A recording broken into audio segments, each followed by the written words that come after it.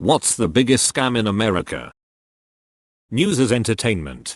The FCC needs to require broadcasters to clearly identify any news program that is actually opinion programming. From the local news broadcasts to the cable networks. If they can brand kids shows in the morning as EI, they can do it for news opinion programming as well. College textbooks. You need edition 10 for this class. They change one chapter in the book, make it a new edition, overprice it, and fuck the college kids. Always drove me nuts when I was in college.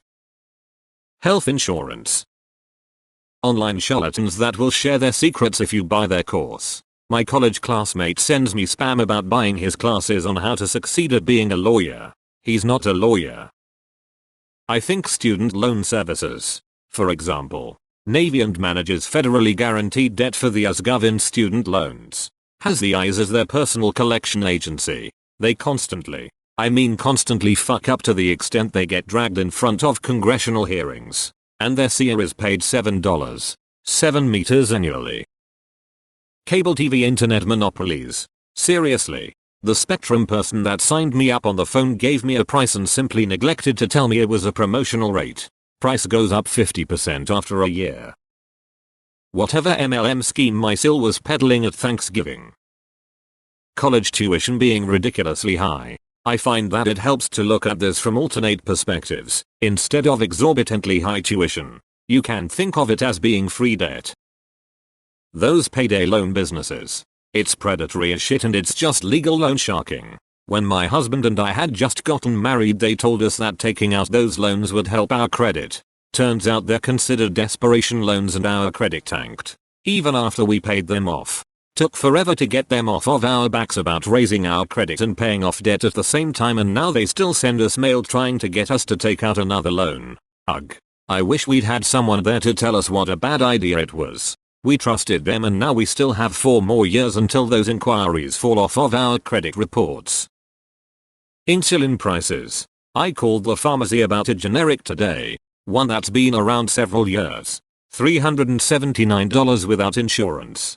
The generic. I guess they just want us all to die. Bank fees. You are broke, so we are going to charge you for being broke. Got charged $200 in like a week even after I paused my card because subscription services that I gave my card info were bypassing that to charge my bank directly. I was so pissed. They waived most of the fees. Insane. I only make $800 per month. I'm disabled. If you're wondering. That's disability income. Gestures vaguely at everything. The whole health system. Like. Putting a fee on holding your baby after giving birth. Seriously? If you ask what a procedure will cost, they refuse to say and tell you to call the medical billing company. You can call the medical billing company from 10 AM to 4 PM. During which time you are put on hold multiple times and you give your complete insurance information to 3 separate people. Even if you are all pro free market. How can a market work if the consumer essentially can't find what the prices will be ahead of time? Deleted. We're here. But we're not interested. Surprise, no one mentioned Ticketmaster yet. I've read Ticketmaster multiple times with no comments. Could you explain what it did? Edit. Thanks for all the explanations and experiences. I haven't bought from them too much. And I'm glad I haven't now. 2-party political system. Edit. Thank you guys for all the awards. This is the first time anything of mine has gotten this much attention, lol. Fuck a 2-party system. We need to move away from first past the post voting. Approval voting would be my preference. Get rid of gerrymandering. Get private money out of politics. Personally, joining the military, serving my country, getting exposed to chemicals, dying from the inside at 40 with no help from the society I served. American dream, baby. And then you get home and vets are treated like shit by the government. Credit system. Pay everything off and your score goes down. Talk about indentured servitude. Deleted. Funerals, weddings, and pretty much every other thing we blindly accept have to be insanely expensive without even thinking about it. Came here looking for funerals. It shouldn't cost over $1,000 to put somebody in the ground. My aunt made payments for her daughter's funeral for 5 years. It's a box in a hole. It shouldn't cost $8K to put a body in a hole. Insurance. Ned Flanders considers it a form of gambling. The use of religion in politics. Oh yes? Well, my local senator says that God says that you're wrong. Scientology. If you want to make a whole lot of money, the best way to do that is to start a religion. L. Ron Hubbard. H&R Block TurboTax. The Weather Channel. Advertisements on cable television. Buying any kind of insurance and then they refuse to pay out a reasonable claim. The Weather Channel as a top 3 American scam truly makes me happy. Paying your taxes and then never seeing a return on your investment. That's our money. Fix our roads. Give us healthcare. Educate our children properly. Pay our teachers a living wage. Raise up people below the poverty line so they can live with dignity. Stop wasting $750 billion a year on our military. I can pay my house off and live in it for 80 years, and if I don't pay the government property tax, they'll just take it from me. I have to pick only one. I think our healthcare system is the largest and most comically villainous of all of them, but man, the list is long for bullshit scams in this wasteland. Yup, I had to pay over $200 a month for the most basic health insurance. It was all I could afford. I barely could afford co-pays, so I kept putting off getting tested. When I tried, I wasn't taken seriously and had to pay more co-pays while my right side pain spread to my back and left side. When I lost my job and moved to my mum, I qualified for free healthcare as I was unemployed. I could finally try again to be tested, and I'm stage 4 cancer with only a few years left. Too bad universal healthcare wasn't a thing. I could have went and gotten the right test sooner. But apparently if you're not flat broke or rich, you get screwed in healthcare. Bottled water. Healthcare and pharma costs in us versus the rest of the world. Probably our credit score system. For instance, in what universe is paying off your debt a risk factor, such that your credit score drops significantly if you pay down what you owe? So I pay my bills.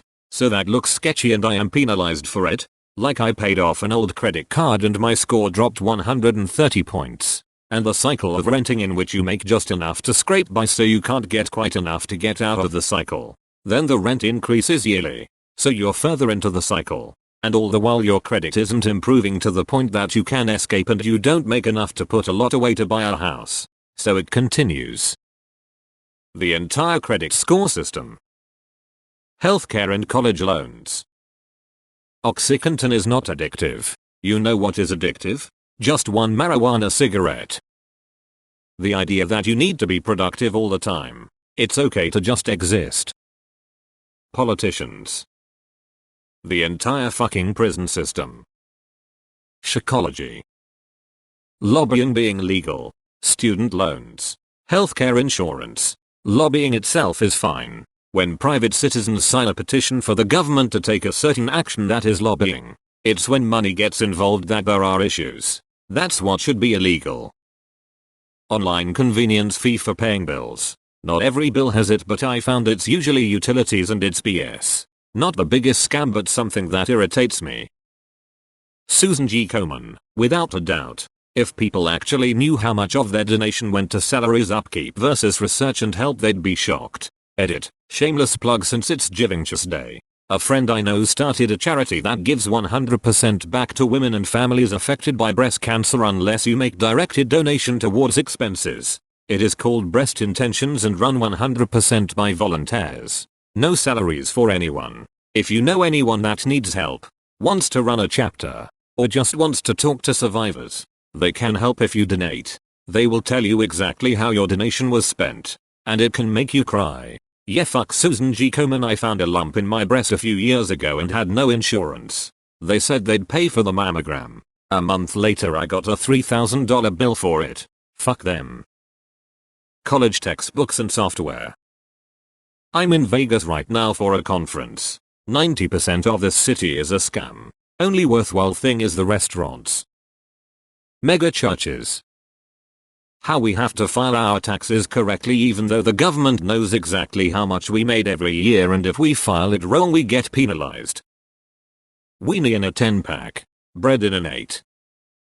Trickle-down economics isn't a theory of economics, but a mechanism present in all economics. Its meaning has been tied to one man's usage while holding office and misrepresented ever since. At a macro level of economics, even Keynesian economics applies this to revenue multiplier for the government's tax income, and is recognized in wage distribution.